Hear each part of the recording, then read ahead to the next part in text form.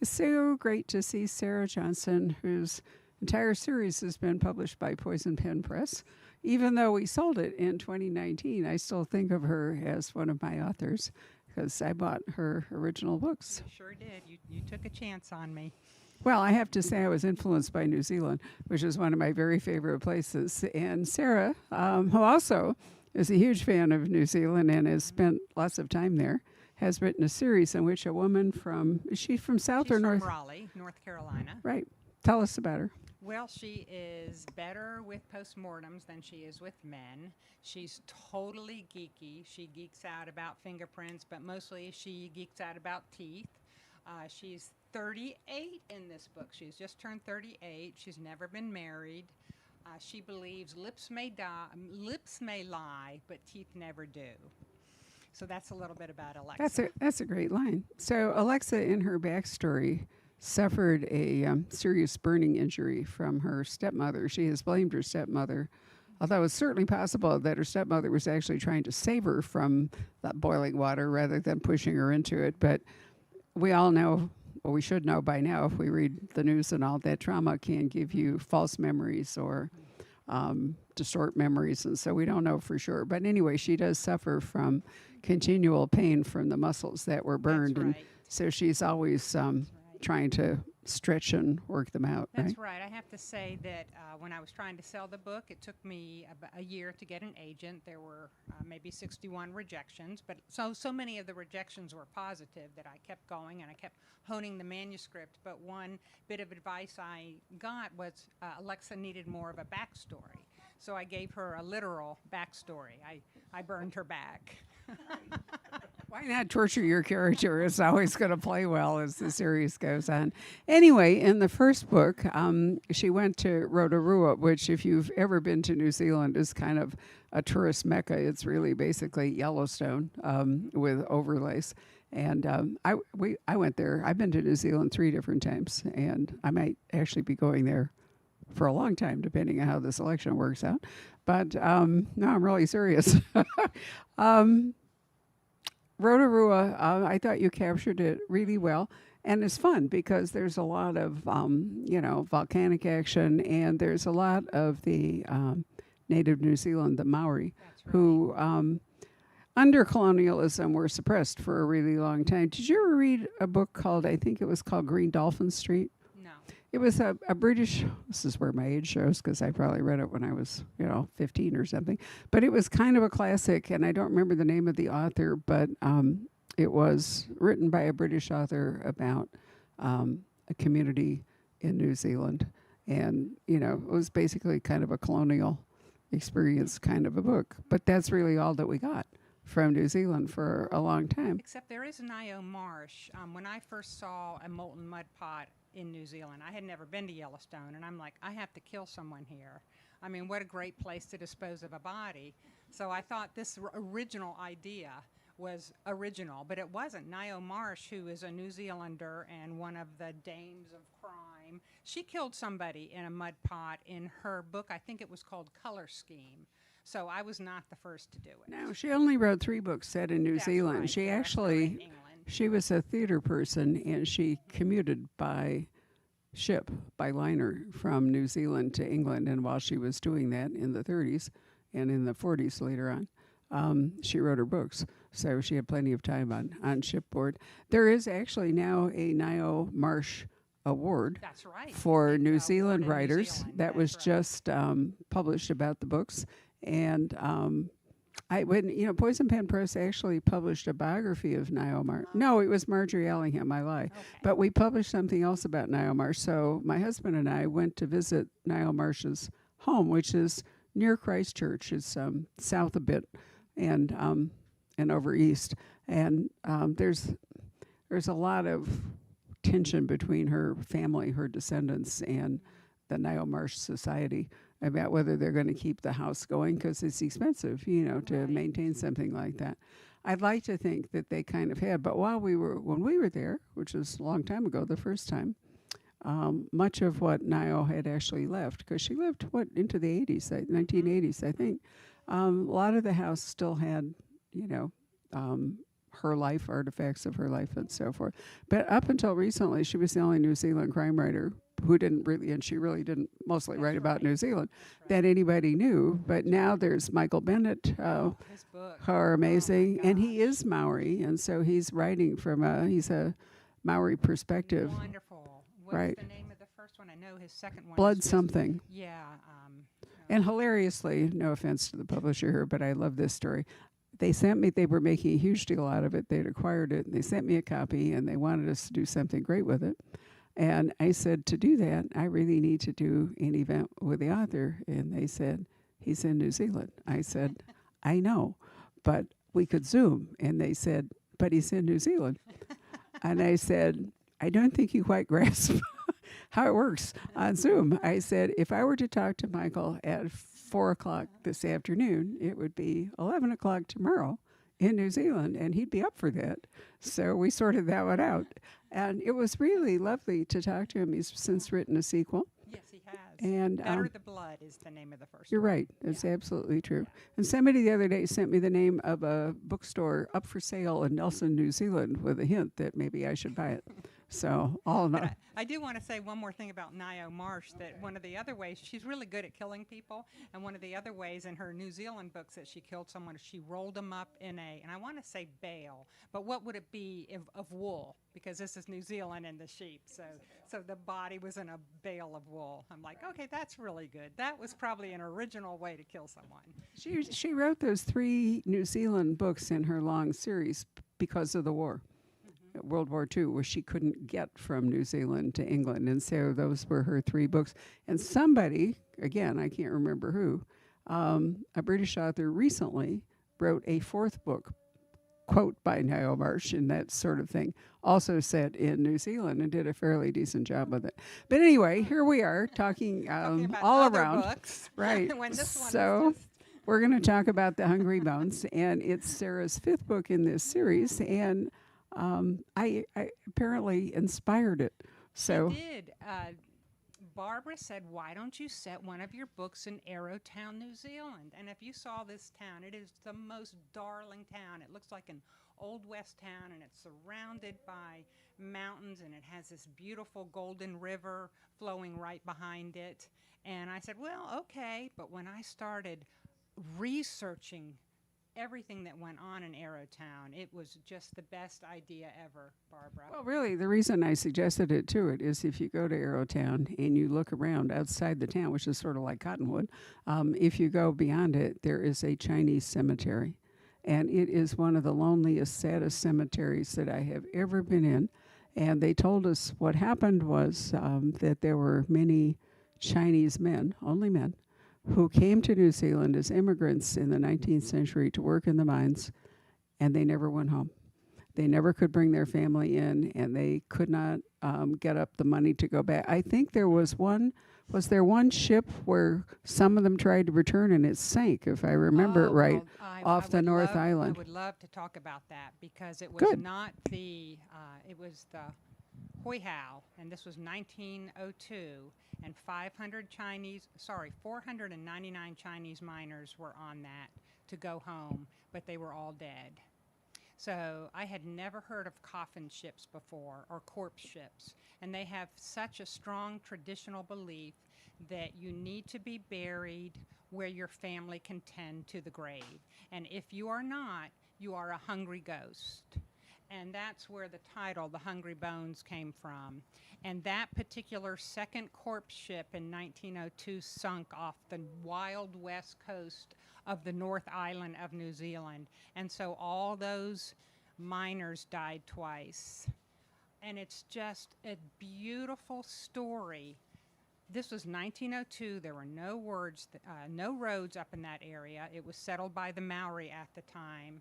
And of course, little tiny coffins. They would put the bones in little zinc coffins. They would exhume these bodies sometimes months after they died, so they had to be defleshed, or sometimes years later.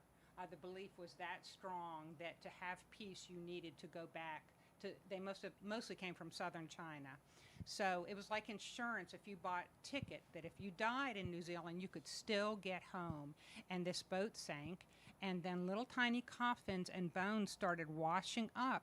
And the Maori that lived there, they're like, what's going on? Where did these bones come from?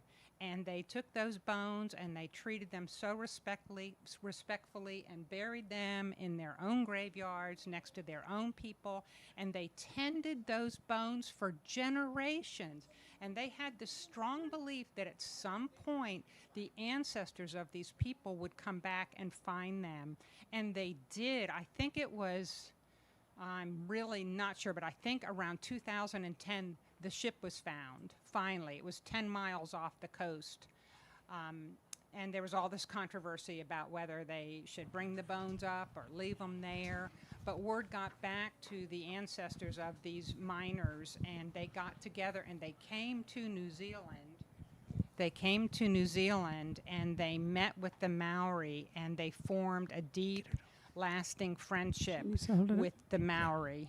Okay, Sarah, he's asking you to hold the microphone up higher They because formed you're a not coming deep, lasting friendship with the Maori, and they did a grave sweeping ceremony up there so that the bones could finally be at rest. It's really a beautiful story, and there is now a memorial up there. I just happened to be there last February. I was on a tour in the North Island of New Zealand. It's supposed to be an active tour, but they had just had a cyclone, so all the active things we wanted to do, we weren't able to do. But we were on this isolated coast, and I said, oh my gosh, that's right where the Hokianga sunk and where the memorial is. And the tour guides, they didn't even know what I was talking about. So we made this just like 10 minutes off where we were, and we all stopped, and they're like, well, this is going to be part of our tour now, because the memorial has all 499 names of the miners, and it's really beautiful. It just gives me goosebumps thinking about it. So this friendship, and of course none of this is in the book. Alexa finds out about the sinking of the ship, and she is there because a skeleton has been found, and it may be a Chinese miner. And she can do a strontium isotope test on the teeth to find out where the skeleton is from. So a little bit of that gets into the book, but the end of that story with the Maori and the Chinese coming together, that's just beautiful. And as Barbara said, the cemeteries, they give you goosebumps. They're just beautiful.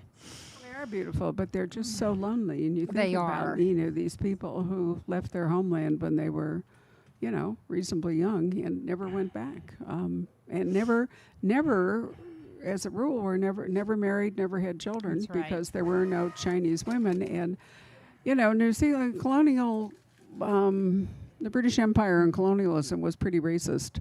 And I'm softening that up. It was racist. Right. And as a result, it was very rare for a white person to be able to intermarry with either a Maori or with a Chinese. And so, there they were. Lisa C., whom some of you may know, has written a book called On Gold Mountain. Might have been her first book, I think it was actually, about her own grandfather who came from southern China and to work on the railroad site. No, maybe he was working as a merchant in San Francisco. But, when the railroads were being built in America, there were a lot of Chinese laborers that came over here. So, that is a international story. That's right.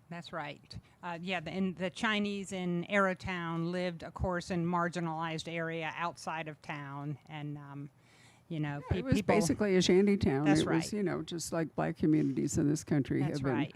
marginalized for a long time. That's Anyway, because of the nature of Alexa's work, forensic anthropology, there's almost always a cold case in the background of the contemporary case. Otherwise, her talents as an anthropologist would largely be wasted. The same is true with Kathy Reichs and Patricia Cornwell, who also have forensic anthropologists at work or forensic examiners and so forth. And I don't know about you, but I like cold cases. I like it when the modern story, begins in the past, and you usually wind up with two crimes to solve, the one That's in the right. past, and then it almost always inspires some kind of killing That's in the right. present. And the wonderful thing is if you can connect those two crimes, the cold crime with the current crime, with the hot crime. And so I try to do that, and some of my books I do, and some they aren't connected. So Alexa originally came to New Zealand without any real job prospects. She'd broken up with somebody back in Raleigh and wanted to change her life. And she had to work hard to even because she wasn't qualified in New Zealand, to even get the local police to let her work in the Rotorua case. But then, in a burst of brilliance, you qualified her because she was going to have to go home. Her visa was going to expire. She was able to get work in, where was it, Christchurch? No, Auckland. Yes, Auckland. In Auckland, with she is a traveling forensic investigator. So most towns in New Zealand are way too small to have their own forensic division. So Alexa is called to places as needed. The second book took place on Stewart Island. You loved Stewart Island as well, didn't you, Barbara? Lost in a storm. I know. Oh, Everybody, my gosh. It's at the very bottom of New Zealand. If you don't know where it is, it is separated from mainland New Zealand by a channel, just as the North and South Islands have a very stormy channel separating North Island and South Island. So I got a firsthand taste of what it was like. Yes, the Roaring Forties, I think they call it, Fovo Strait. But it's a mecca for great white sharks. So if you like sharks, my second book, of course, there's a shark-ravaged body that washes up. But was the shark, did he die by shark bite or what? So anyway, that was a really fun book to write and to do the research. I use experts. I do not have a background in forensics, so I get experts to read over what I've written. I have a forensic consultant, Dr. Heidi Eldridge, and she is now the director of crime scene investigations at George Washington University. She's just like an Alexa. She geeks out about the type of fingerprint she leaves. And I have a forensic pathologist in New Zealand who works out and reads over everything I've written. I asked her, is it hard for a pathologist to flip a body? Well, I got 2 pages on how exactly to flip a body. In this book, I thought first that a person should die and the murder weapon would be a crowbar, because I just thought that would leave a real distinctive wound. And my forensic pathologist read that, and a crowbar does not leave a distinctive wound. Who knew? And she said, well, why don't you use a hammer? So you'll have to read this book At least to see if I use a hammer. Right, miners have hammers at their disposal, so That's right. in that area. So Alexa, who I think we could describe as prickly, meets a New Zealand policeman, detective inspector in Rotorua, and they pursue a really rocky relationship. Bruce Horn. Bruce Horn, Right. D.I. Bruce Horn, yes. Yep. And They both know that they should not have a relationship if they're working together. That's how, single-minded they are. But throughout the books, it snakes its way in their relationship. And Alexa's not very good with men, so some people, when I go to book groups, they say there's not enough sex in the books. And other people say there's too much. But there's like this much, and I wouldn't even call it sex. But anyway, I like to read mysteries that have a little romantic tension in there, so I decided I would have romantic tension in my books. To the point where Alexa has sent off an application to move to Scotland and take up forensics there. So we'll see how that She develops. has a professional crush on a professor of forensics at Abertay University in Dunedin, a place that Barbara likes. Dunedin, New Zealand has one of the truly great train stations, and actually a really nifty little train like the one up in Cottonwood, or the one that goes in Colorado from. I'm having a hard time today with names, but anyway. There are lots of little, narrow gauge trains that have been restored as tourist trains, and there is a very good one that goes out of New Zealand down part of the east coast of New Zealand. But for those of you who've heard about the hiking mecca to the Milford Sound, the Milford Trek as it's called, and it goes right through Tolkien country. It goes right through Lord of the Ring country. So Sarah, Rob, my husband and I drove it. I'm not going to pretend that I actually hiked it, much as I would like to give myself that kind of a star. And then we boarded an overnight steamer that was great. I mean, we Oh, sailed through wow. Milford Sound, and we had dinner. We went out. It's the Tasman Sea, which can be extremely rough, so you don't always get to do it. But we were lucky; it was a calm night, and so we sailed out into the Tasman Sea and came back, and it was great. But you actually did. You didn't do the whole Milford Trek, do I remember? No, we did the whole Milford Track. New Zealand has great walks if you Right. really like hiking, and the Milford Track is touted as the world's finest walk, and it's 4 days, 3 nights, and you can do it one of 2 ways. And we're talking about this because the third book is called The Bone Track, and Alexa takes this same hike with her brother Charlie, who comes over from Asheville, North Carolina. And you can do it one of 2 ways. You can be an independent hiker and do it on your own, as my husband and I did, and you have to sleep in huts at night. So you are sleeping in huts with 38 strangers. Sometimes there's just platforms. I remember one time I had to sleep, and my husband was here, and I was here on this wooden platform, and here was a stranger. And so I had a man on both sides of me, and my friend back home said, "Well, why are you complaining?" But anyway, and the other way you could do the Milford Track is be a luxe hiker, and you can stay in lodges, and you don't have to carry a backpack, except for a little day pack, and you get your meals. And so, of course, there is a murder. Somebody dies on this hike, and it's a luxury tramper. They call them trampers in New Zealand. Hikers are trampers. I wanted to call the book Tramp, but they didn't like that. They don't like my titles. The one about sharks I wanted to call Chum, and they didn't like that. But I think having bones in the title is a good idea. So it's good to have a publisher make those decisions for you. But So anyway. basically, you can do a bare bones hike, you can do a Luke's hike, or you can drive along the and park down at the entrance to the Right, Sound, right. which I personally recommend. It's so beautiful. But it really is extraordinary. Now, to be fair, there's 2 other sounds. There's Doubtful Sound, and what's the other one? Dusky Sound. Dusky and Doubtful. So the first time I went to New Zealand when I was quite a lot younger, it was like a 17-hour day to go from Queenstown. Gosh. You had to drive somewhere, and then you had to catch the bus, and then you had to take a whole lake crossing, and then there was a dedicated bus over a dam, and under the dam is this incredible power, and they give you a tour of it.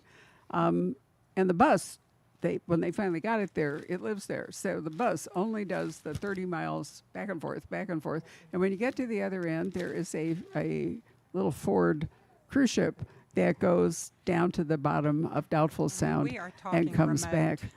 It's really You remote. can't get there from here. No, most people who ever do that get there by ship that tours around New Zealand. But we decided to do it by the land route. And I have to say that the inside of the dam was a marvel of engineering for the power station. It was a huge power generator.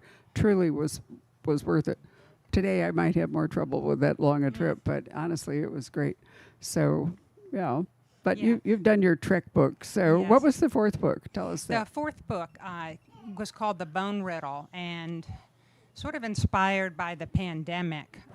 Our billionaires in Silicon Valley are buying up land in New Zealand like nobody's business, and they're building elaborate estates, but they're also building bunkers. And they're considering New Zealand as a symbol of safety, a safe haven, a plan B.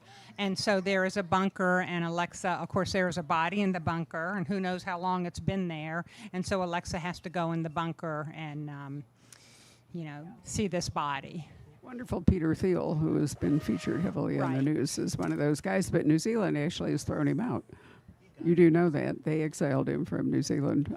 So they're pretty tough. They have a very tough immigration policy.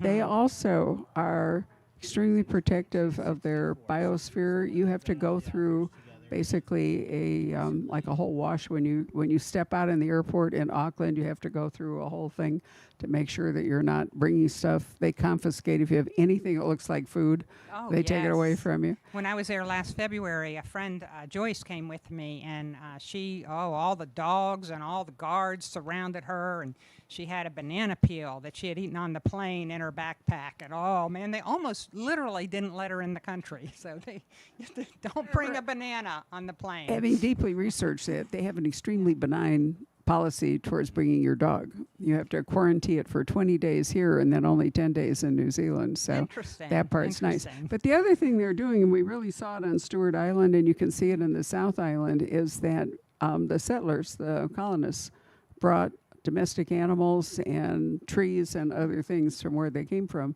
to New Zealand, which has been a disaster for New Zealand. And so not only have they largely eradicated all of the animals that are not native to New Zealand, but last time we were there, they were ripping out all the foliage, all the trees, all the, everything they could find to restore it to strictly native.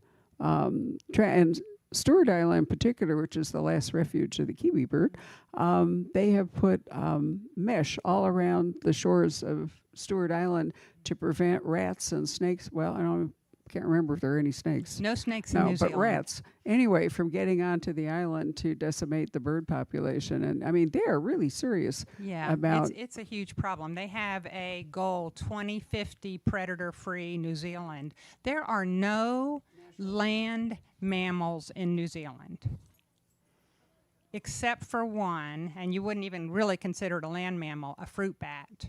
So many of the birds developed flightless because there were no predators they had to fly away from. So when the rats came over with the Polynesians, and then the colonists imported. What did they import?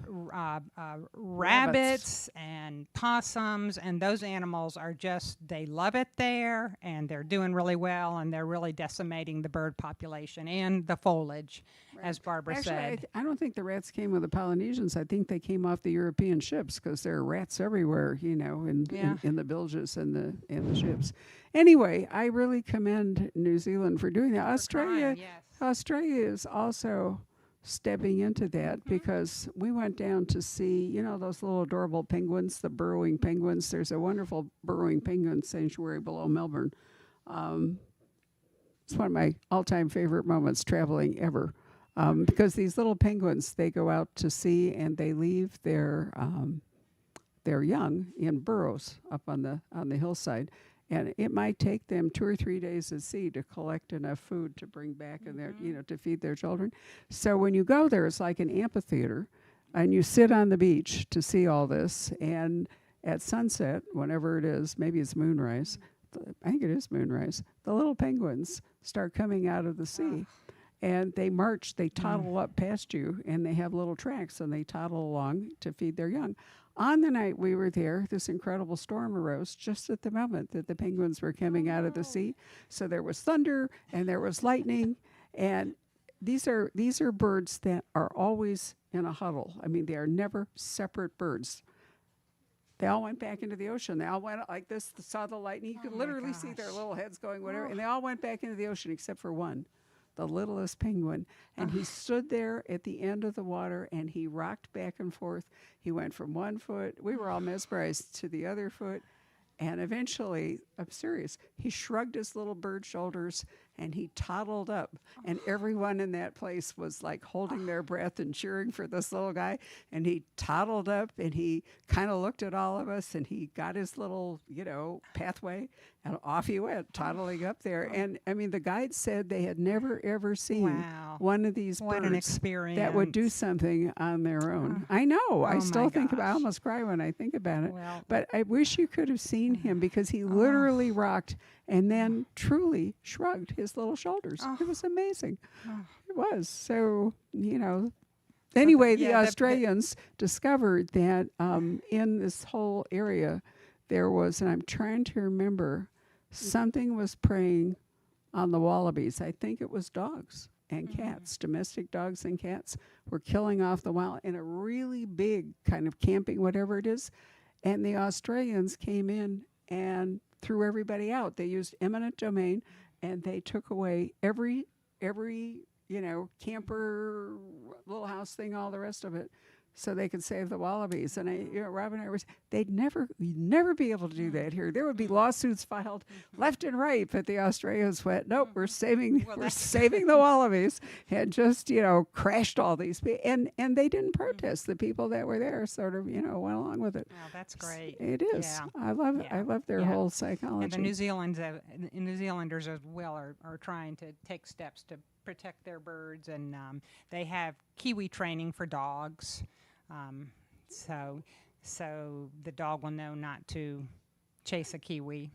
So the only kiwi I saw was in the zoo at Wellington, because same here. Stewart Island, we did not see kiwis because there was, again, terrible very storms. Secretive, and of course their populations are endangered. But they're so big, they're about the size of the chicken. I had no idea a kiwi was that big, so I was surprised. Our roadrunners are bigger. They don't look like the Bugs Bunny roadrunner, but if you see a roadrunner here, I've seen them in the botanical garden several times. They're surprisingly large as they toddle along. Yeah. So, what else do you want to say about the Hungry Bones? It was really fun tying in a modern day murder with the murder from the past. Okay, so Alexa is an odontologist. And she often uses teeth to solve crimes. So I think this is every book I write, teeth factor in somehow. And they are amazing. In the Bunker book, The Bone Riddle, it was the pink tooth phenomenon that helped solve a crime. In this book, do you know, so where did you live when you were 7 years old? You lived in Seattle. So if we were to take your molar that erupted when you were 6 or 7 and did a strontium isotope test, it would show that you grew up or were in Seattle when that molar erupted. Isn't that amazing? So the strontium isotope washes into the water, it gets into the food we eat, it works its way up in the food chain, and so our molars can tell people where we lived. So the fascinating things you find out about teeth in my books will change your lives. So teeth are really fascinating. Alexa uses them to help solve crimes. She was able to establish that it was a Chinese right. person. That's right. But there's a second skeleton that turns out not to be having grown up in China. That's also in an unmarked grave. And they were buried close together. So what is the connection between the two? And so it's really some fascinating things. I really love this series, as you can see. And there's another book coming next year, That's right. So in this book, Alexa is in Queenstown, and she is going on a ski vacay with her boyfriend and his 2 teenage daughters, so you can imagine how that's going to go. Alexa doesn't even like kids, and she's like, oh, what do I do with a 13-year-old and a 16-year-old?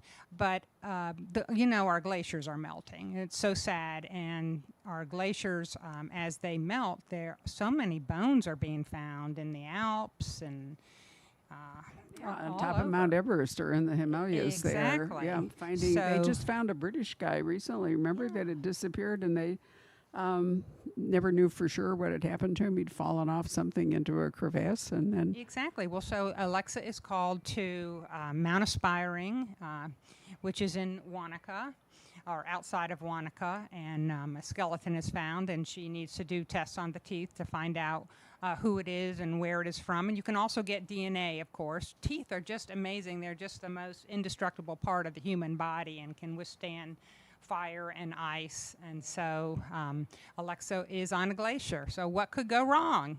Alexa's kind of clumsy, so what could go wrong on a glacier? So climate change. And meanwhile, there's a fire. And that was really fun. In book 6, their title testing, they didn't like my title once again, though, like I said, I did get to title this one. I got to work with I got to work with people who investigate arsonists and find out about fire forensics, and that was fascinating. So think Fire and Ice for book 6, to be titled. Probably not Fire and Ice because that's already been taken, That's but what too my bad. mother told me. I That one's know. already been used, Sarah. Oh, that's all right. Okay. Title. Oh, by the way, I always have to thank my mother. Back before the first book came out, she said, "Don't name your main character Alexa." And I'm like, "This is 2018," and I'm like, "What's wrong with that?" And she said, "Well, she'll set off your Alexa devices." I'm like, "Oh, that Amazon Alexa is not going to be a big deal." And so when all the books are audio tapes, and Sarah Vaughn does a great job narrating the books, but she will set off your devices, and there's nothing I can do about that now. Yeah, I never even thought of Except that. listen to I your know. mother. Right. So, okay. So don't buy the audiobook. Buy the print book. It will be good. Any of you have any questions that you would like to ask? I do, yes. So with no background in forensics, as we talked briefly, you told me, what made you have your main character a specialist or a forensic investigator? Yeah. And for all the books that you've written so far, you carry on with that same theme. Has that been very challenging, and how do you overcome those challenges? Well, I always loved Kathy Reich's books, and Barbara and I were talking about Kathy Reich's earlier, and her books are set either is it Quebec, and or is it it's Montreal? Montreal. Montreal and Charlotte, North Carolina, and of course I like the CSI shows, and I always knew I wanted to write a mystery, so I thought I would combine those things. Who cares if I didn't know anything about odontology? I could find out, and I did. I do very careful research, and I really work hard to get it right in my books. And no, there's just so many places to explore in New Zealand, so I have not run out of ideas, and teeth are just miraculous. Every book I find out some other fascinating facet about teeth that can help solve crimes. Sarah's So- also co-opted a lot of experts. You know, one of the great things about being a writer is that people like to talk about what they do. And so, you know, I've had many authors sit here and talk about how, you know, the police will talk to you once they figure out you're not an actual, That's you know, right. criminal. And, you know, or arson investigation They or all want kinds us to of get things. it right. Well, but know? they're also like talking about what their own passion is, their job. So, you know, I mean, to some degree, you're right. She's dependent on whether the expert is really right, you know, because she doesn't have any way to overrule the expert. So besides the SMEs you consult, what is your source of research? Mostly the internet, and talking to people, experts in the internet, and lots of reading. Where I get my information. She did live in New Zealand for 9 months and That's goes back. right. So that part. That's right. But if you're talking about the Yes. science part, yeah. So my books are they are setting driven. I come up with a setting first, and then I come up with a plot around it. And it's book 6 is the first book I've written where I haven't actually been to the location. But I think I carry it off well. I think it's accurate depiction of a glacier. Oh, and I've talked to glacier experts now, so. You're talking about the glaciers on the South Island, the New Yes. Zealand out. Well, fortunately for you, I've hiked them. Oh my gosh. So I'll be happy to read Oh your my manuscript. Yeah, no, they're, I mean, They're amazing. Just in Aspiring National Park, there are 100 glaciers. So New Zealand has a lot of glaciers. Sometimes people are surprised about that. but they are absolutely receding because at one point they came all the way down towards the road that goes along the west end of the west coast of the South Island, and now you have to hike up a very long riverbed. It's a fabulous hike, and you know it. We haven't even talked about greenstone, but New Zealand has a wonderful, beautiful mineral called greenstone, which is sacred to the Maori, and oftentimes bits of it are washed around in, you know, the waterways and all, and they ask tourists not to take it because it is a taboo. There are a few licensed, I don't know what the right word is, not really gemologists, but anyway, there are very few licensed places in the South Island, which is mainly where it's found, that are allowed to make some jewelry and so forth That's out of right. the greenstone. The Maori Right. have the mineral rights. The Right. mineral rights were returned to them, and That's so it. Yeah, the mineral rights. You're right. That's But right. anyway, our experience was hiking up this very long, enormous riverbed, and you have to go all the way up, and then you sort of make a left turn, and then there's the wall of the glacier, there was a fair amount of greenstone, just Wow. kind of Wow. as rubble, that had been washed down there. And I picked one up, but then being a good tourist, I put it back down again. Very good. I'm glad. The first book, Molten Mud Murder, and the third book, When Alexa Goes Hiking, those greenstone factors in. Panamu is what the Maori name for it factors into both of those books. Anybody else? Aw. I was just curious, what made you decide to go with teeth of all the... It was just fascinating to me. It was either that or what was the other? Do you know there's a linguistic forensics? And so I'm like, okay, teeth or linguistics? And teeth were just fascinating to me. The more I dove into them, just the fact that they're the most resilient part of the human body. I thought, what fun. I thought she was kind of kidding, but then I was switched dentists, and I have to tell you that my dentist, not going to name him, it's like we call them teeth geeks. And, everyone on his staff, they are to teeth what I am to books. It's just amazing when you go in there. Yeah, I And know. Alexa's It's the completely same way. fascinating. Yeah. Yeah. So, I do think that people do fall in love, with various things that, maybe not a whole lot of other people do, but, they're teeth geeks. There are, they're bone geeks in the medical profession. Why do people decide to specialize? Why is somebody a spinal surgeon? Why is somebody a brain surgeon? What is it Yeah. that draws you to that particular expertise? The guy that did my hand surgery, I mean, that's all he does is hands. It's like forever goes on about hands. And, so my role when I go out, I'm like a prized patient at Mayo because I'm so old and also so healthy. But, so I always try to listen to them because they That's right. use me as like a case study. But So but I listen with fascinated. Well, I love it when they say, I turned it down for the colonoscopy, but what they do is they video you. They have all this stuff where they can look inside you. And then they will say with bright smiles, do you want to watch? And I go, no. The bladder guy, no. But when they did my throat, they said, want to watch how your vocal cords work? And I said, sure. Wow. I know. And, so it's interesting to see the passion that they have, for these things. But I did think both New Zealand and teeth would attract readers. I think they're both fascinating.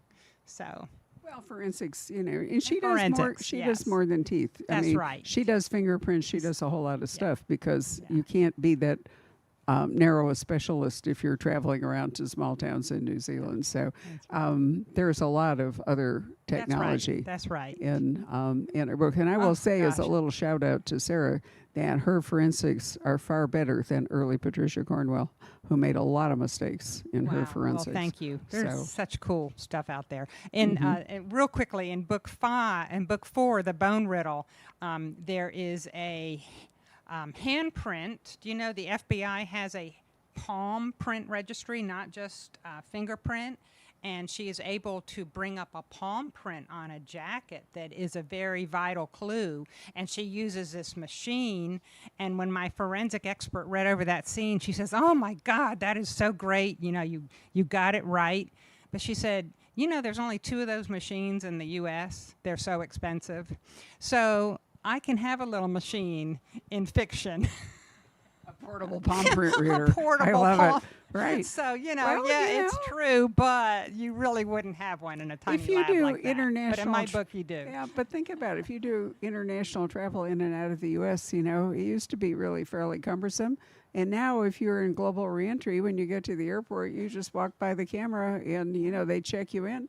It used to be you had to, I always fumbled it. I never could get my damn passport, slide into the whole thing. And, so I used to panic when I got to the airport. Now, doesn't matter, just smile for the camera. So, yes, Pat. So we've got a few online questions. So Sarah, first of all, one of our very interested online readers wants to know, how many books do you intend to write in this series? And are you contemplating any other series going forward? Yeah, that's a great question. My contract is up after 6 books, and So I will figure out what to do after that. And Barbara and I were talking about that, and I would like to do something else that has, and I'm not saying there won't be more Alexa Glock books, but the contract is up after 6 books. And I would like to do something else where I'm very excited about the setting and very excited about the lead character's profession. From the rest of the online audience, they are fascinated with New Zealand. They're New Zealand files, it sounds like. So they want to know, what are your favorite things to do while you're there? Where are your favorite places to eat? And do you do any sports or hiking? And Barbara, that goes to you too. They also want to know from you. Tell them that they need to go back and check Poison Pen Instagram. I think it was 2019 was my last visit, but I posted a ton of New Yeah. Zealand photos Yeah. in our own Instagram, because I have found over the years that people really like to travel with me. And I can't get any book stuff while I'm traveling anyway, so it works out. But you cannot go wrong with the hiking. And one fun thing about New Zealand is they're real slack about, I don't want to say they're real slack about safety, but like you can get 3 inches from the molten mud pots, and when you're hiking, you know, a swing bridge across a roaring river, there's only something to hold on to on one side, and there's a lot that can go wrong in New Zealand, so be careful when you go there. But it's so, just so beautiful, isn't it, Barbara? It's just, It really is magnificent. I mean, you know, as a one-time thing, you probably want to stay at Mount Cook and do. oh my gosh. Hooker Valley hike in Mount Cook is amazing. Church up the rest of the coast of the South Island has some really interesting things in the ocean and on the beach. You know, those sort of egg-like things. There's one of the best museums in the entire world in Wellington. It's called Te Papa, and not only it has a whole history of how New Zealand gave up whale hunting, but it also has a huge thing about architecture for earthquake zones, about how they studied how best to, I know, sorry, how best to put buildings on sort of Yeah. rockers and other Yeah. good stuff that would allow them to bounce in an earthquake. It's really hard to go wrong when you go to New Zealand. Napier is a Oh. town on the southeast coast of the North Island, which is Marlborough wine country, which is amazing.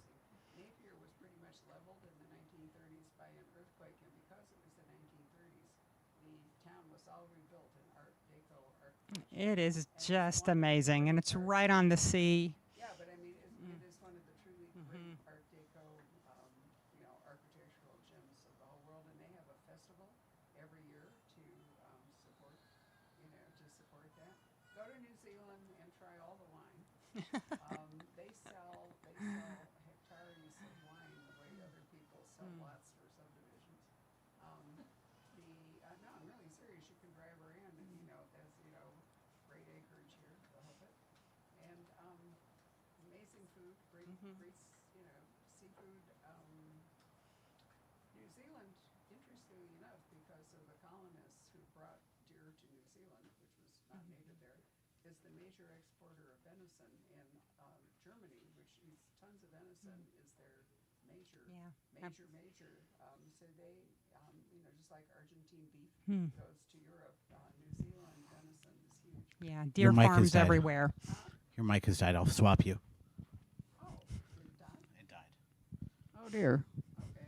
Well, I'm sorry for I don't. Where did it die? So I could repeat myself. At the very beginning. Online audience just told us. So Oh no. quiet, but I wasn't. I'm sorry. Oh, The dear. microphone, apparently the battery died. Oh dear. Well, it's too late to go back and But do you all re- that you over really again. can't I'm go really wrong. sorry. I'll try to write something up about New Zealand and stick it in the e-news. So thank you all very much for your Yeah. patience. Thank you, online audience, for watching. Sarah, thank you for You're coming. welcome. Thank you for And, having me back, Barbara. It's a pleasure, and we do have all of her books up front at the moment. Great. So I recommend you can read them individually, but it's sort of fun to read them from the beginning, starting with Molten Mud Murder That's and right. progressing through the Hungry Mountains. So goodbye, everybody. Thank Bye. you. Thanks, everyone.